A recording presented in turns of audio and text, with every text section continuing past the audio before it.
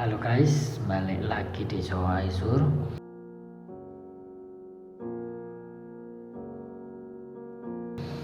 Kali ini aku bakalan berbacot sedikit tentang COVID-19.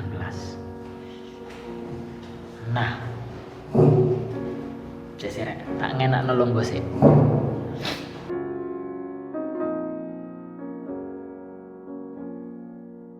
Nah, virus ini diketahui pertama kali muncul di pasar hewan dan makanan laut di kota Wuhan, China.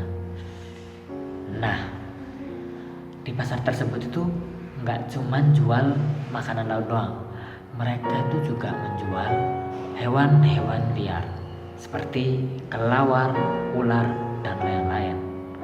Nah, ini aku bakalan sedikit cerita tentang sejarah. Nah, corona yang menjangkit manusia itu pada awalnya tuh sudah diidentifikasi pada tahun 1960-an. Nah, meskipun ada korban meninggal di tahun tersebut, di tahun 1960-an, penyakit ini tuh masih belum dianggap sebagai penyakit yang serius. Kenapa? Teknologi medis yang belum secanggih sekarang ditambah dengan coronavirus yang belum bermutasi, itu membuat virus corona ini itu dianggap sebagai flu biasa oleh kebanyakan orang.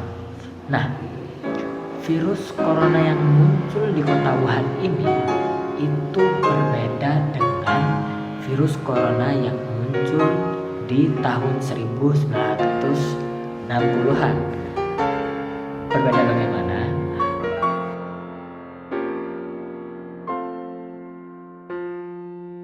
Karena virus corona ini adalah virus RNA. Nah, apa hubungannya virus RNA sama corona yang lebih kompleks? Nah, karena virus RNA itu mempunyai variasi genetik yang lebih banyak dari organisme lain.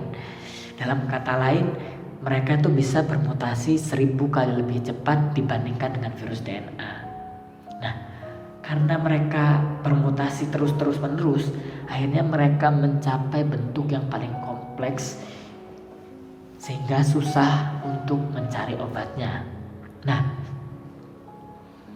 diduga virus ini menyebar itu dari hewan ke manusia, kemudian dari manusia ke manusia.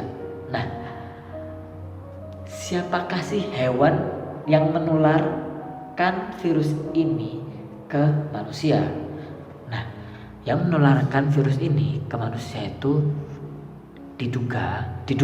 dianggap itu kelelawar. Kenapa? Karena virus COVID-19 yang ada di kelelawar itu memiliki kesamaan 80-90% dengan virus COVID-19 yang ada di tubuh manusia. Jadi seperti itu infonya. Oke.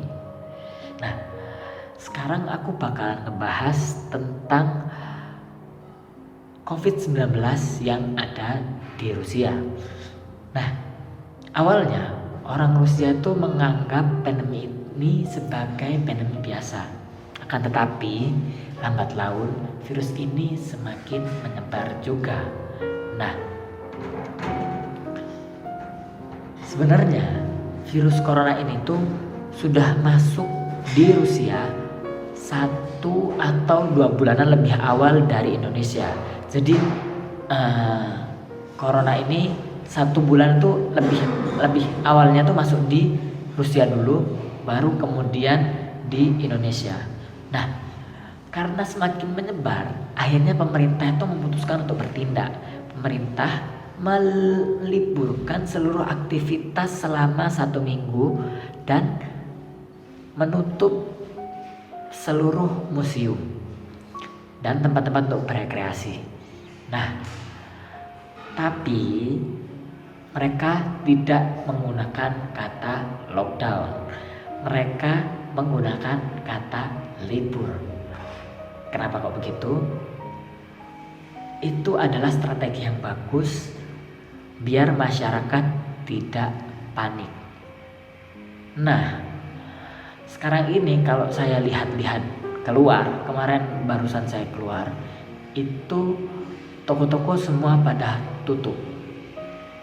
Kemarin saya ke suatu mall, nah di sana yang buka cuman toko yang menjual bahan pokok sama toko tempat jual makanan siap saji.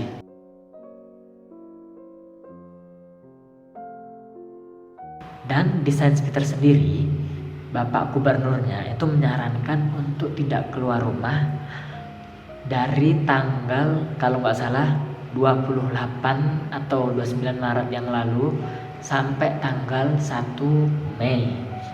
Nah, sebenarnya berapa sih jumlah penderita yang ada di Rusia?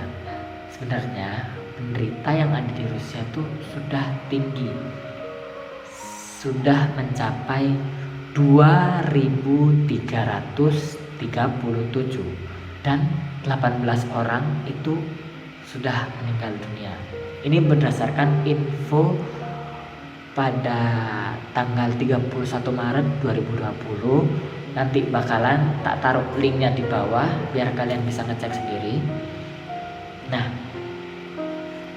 karena semakin gawat, akhirnya pemerintah itu membuat aturan baru. Sebentar, saya lihatkan. Nah, ini aturannya. Tak bacakan yuk. Saat ini di Rusia sudah mencapai 2.337 dan di Saint Peter sendiri sudah ada 98 kasus. Wali Kota Moskow dan Wali Kota Saint Peter telah menandatangani tambahan pada peraturan wali kota yang melarang orang dari semua kategori umur tidak terkecuali untuk 1. Berkumpul dalam satu kerumunan di luar rumah. 2. Keluar dari rumah kecuali untuk membuang sampah di tempat titik pembuangan maksimal 100 meter terjauh dari rumah. 3. Membawa jalan-jalan binatang peliharaan tidak jauh dari 100 meter dari rumah. Nah, ada info juga nih. Orang Rusia itu seneng banget melihara hewan kayak kucing, anjing, dan lain-lain. Nah, mereka tuh biasanya tuh membawa anjing kucingnya itu untuk berjalan-jalan keluar rumah.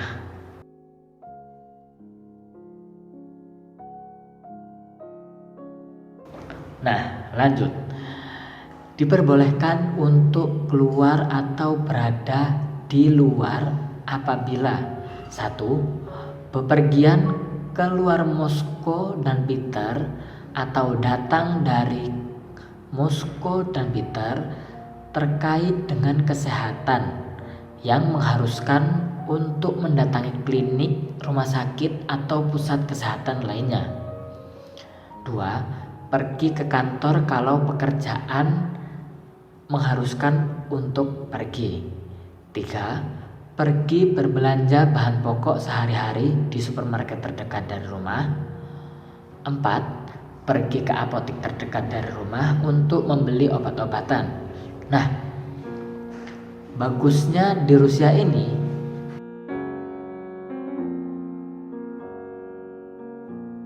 itu seperti ini.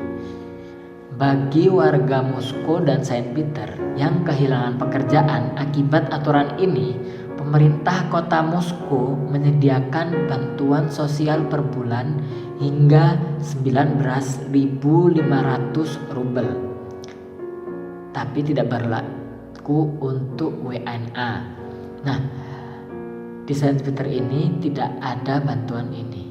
Oh, jadi bantuannya itu cuma di Moskow ya, kalau saya pahami. Kalau nggak tahu lah, bingung. Nah, semua aparatur pemerintah, transportasi publik, perusahaan pengantar barang, penyedia bahan makanan, dan penyedia jasa komunikasi itu tetap bisa bekerja. Itu pengecualiannya. Nah, tujuannya adalah untuk menghentikan penyebaran virus di kota Moskow dan Saint Peter. Nah, jadi itu adalah penambahan aturan untuk mencegah penyebaran si COVID-19 ini. Nah, nanti bakalan tak tunjukkan grafiknya bagaimana di sini, sama nanti bakalan tak tunjukkan linknya di kolom bawah ini. Oke. Sampai ketemu lagi di Joe Aisyah. Bye bye.